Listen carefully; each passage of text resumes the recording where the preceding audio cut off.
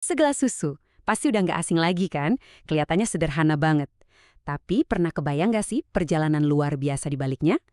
Nah, di sini kita bakal bongkar sains yang mengejutkan tentang gimana darah sapi bisa berubah jadi minuman yang ada di gelas kita semua. Oke, kita mulai dari satu angka ajaib ya. Angkanya 500. Coba ingat-ingat angka ini karena ini adalah kunci buat ngerti betapa gilanya proses yang mau kita bahas. Yap, bener banget. Untuk menghasilkan 1 galon susu, dibutuhkan 500 galon darah yang harus dipompa melewati ambing sapi. Bisa kebayang nggak sih betapa dahsyatnya energi yang dibutuhin buat menyaring nutrisi dari aliran darah jadi susu yang kita minum? Tapi semua ini tentu ada awalnya kan? Sama kayak semua mamalia, sapi baru bisa produksi susu setelah dia melahirkan. Proses ini namanya laktasi. Intinya, susu itu ya makanan pertama dan utama buat si anak sapi. Nah, sekarang kita ngomongin skalanya nih. Seberapa banyak sih susu yang bisa dihasilkan satu ekor sapi? Jawabannya, siap-siap kaget ya. Jadi gini, seekor sapi Holstein, ini jenis yang paling umum ya, rata-rata bisa menghasilkan sekitar 9 galon susu setiap hari. Itu sama aja kayak 90 gelas susu. Bahkan ada sapi juara yang bisa sampai 11 galon. Mereka ini benar-benar pabrik susu berjalan. Terus, gimana sih cara kerjanya? Kok bisa seproduktif itu? Yuk kita intip langsung pabriknya. Ambing sapi, ini bukan sekedar organ biasa, tapi mesin biologis yang super canggih. Di dalam ambing itu ada jaringan saluran yang rumit banget. Anggap aja ini kayak sistem perpipaan super canggih di pabrik. Pipa-pipa ini ngumpulin susu dari tempat produksinya, terus dialirin ke semacam tangki penyimpanan yang disebut cisterns. Nah, disinilah keajaiban yang sebenarnya dimulai. Kalau kita zoom lebih dalam lagi, kita bakal nemuin jutaan kantung super kecil yang namanya alveoli. Di dalam sinilah sel-sel bekerja keras. Tugasnya nyulap nutrisi dari darah jadi susu. Jadi ingat ya, kata kuncinya itu alveoli. Bayangin deh jutaan balon super kecil yang terus-terusan ngisi diri mereka dengan tetesan susu. Mereka lah unit produksi paling dasar, jantung dari pabrik susu ini. Namanya pabrik canggih, pasti ada sistem keamanannya dong. Nah, di ujung setiap puting itu ada saluran kecil yang fungsinya kayak satpam. Ototnya ngejaga susu biar nggak bocor, dan yang paling penting, ngalangin bakteri jahat masuk. Oke, produksi susu udah, tapi itu baru setengah jalan. Gimana caranya susu itu bisa keluar dari jutaan alveoli tadi? Jawabannya ada di sebuah refleks hormonal yang keren banget. Namanya refleks milk letdown. Semua ini kuncinya ada di stimulasi. Bisa dari anak sapi yang menyusu atau persiapan pemerahan. Stimulasi ini ngiring sinyal ke otak sapi yang langsung respons dengan ngelepasin hormon bernama oksitosin. Anggap aja oksitosin ini kayak kunci buat ngebuka keran susu.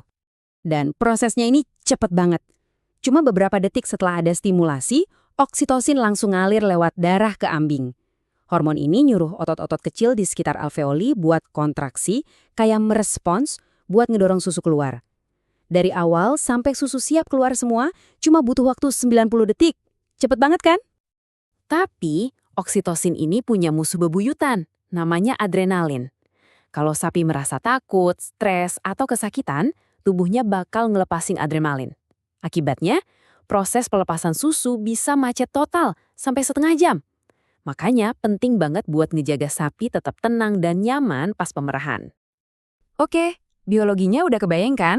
Sekarang, kita lihat gimana cara panen susu ini di peternakan modern. Dulu kan meresnya pakai tangan ya, itu sistemnya ditekan biar susunya keluar. Nah, mesin modern itu beda. Mesin justru pakai vakum buat narik susu keluar dengan lembut. Cara ini sebenarnya jauh lebih mirip cara anak sapi menyusu secara alami. Mesin perah modern ini dirancang biar efisien sekaligus higienis. Jadi mesinnya tuh nggak cuma nyedot terus-terusan, tapi ada ritmenya. Sedot, pijat, sedot, pijat. Ini buat menstimulasi puting dan ngejaga aliran darah tetap lancar selama prosesnya. Soal kebersihan, ini harga mati. Nggak bisa ditawar. Peternak punya rutinitas yang ketat banget. Jadi sebelum diperah, putingnya dibersihin dan didisinfeksi dulu, susu pertamanya diperiksa, baru mesinnya dipasang. Selesai pun, didisinfeksi lagi buat ngelindungin. Tiap langkah ini penting banget buat kesehatan sapi dan kualitas susu. Tapi, ya gitu, proses panen susu ini ada tantangannya juga. Menjaga kualitas susu dan kesehatan sapi itu prioritas utama. Dan ada satu musuh besar yang harus selalu diwaspadai sama peternak. Coba tebak deh, apa sih penyakit yang paling bikin rugi dan jadi ancaman terbesar buat kualitas susu di peternakan? Jawabannya, mastitis. Ini adalah peradangan di ambing yang biasanya disebabkan oleh infeksi bakteri. Mastitis ini nggak cuma ngerusak jaringan yang produksi susu, tapi juga jadi penyakit yang kerugian finansialnya paling gede di seluruh industri sapi perah. Untungnya, para peternak punya senjata buat melawan ini. Namanya California Mastitis Test atau CMT. Ini tes yang simple banget buat ngecek susu secara rutin. Dengan alat ini, infeksi bisa ketahuan dari awal banget, bahkan sebelum ada gejala yang kelihatan. Jadi pada akhirnya, dapetin susu berkualitas itu bukan cuma soal satu hal. Ini tuh kayak sebuah sistem besar yang semuanya harus nyambung dan kerja bareng. Dari cara ngurus sapinya, prosedur pemerahan yang bersih, sampai pastiin semua peralatannya berfungsi sempurna. Jadi, nanti pas kamu minum segelas susu lagi, coba deh ingat-ingat perjalanannya yang luar biasa. Dari 500 galon darah, jutaan pabrik mikro, sampai tarian hormon dan teknologi presisi. Pertanyaannya sekarang, apa cara pandang kamu terhadap minuman yang kelihatannya sederhana ini jadi sedikit berbeda?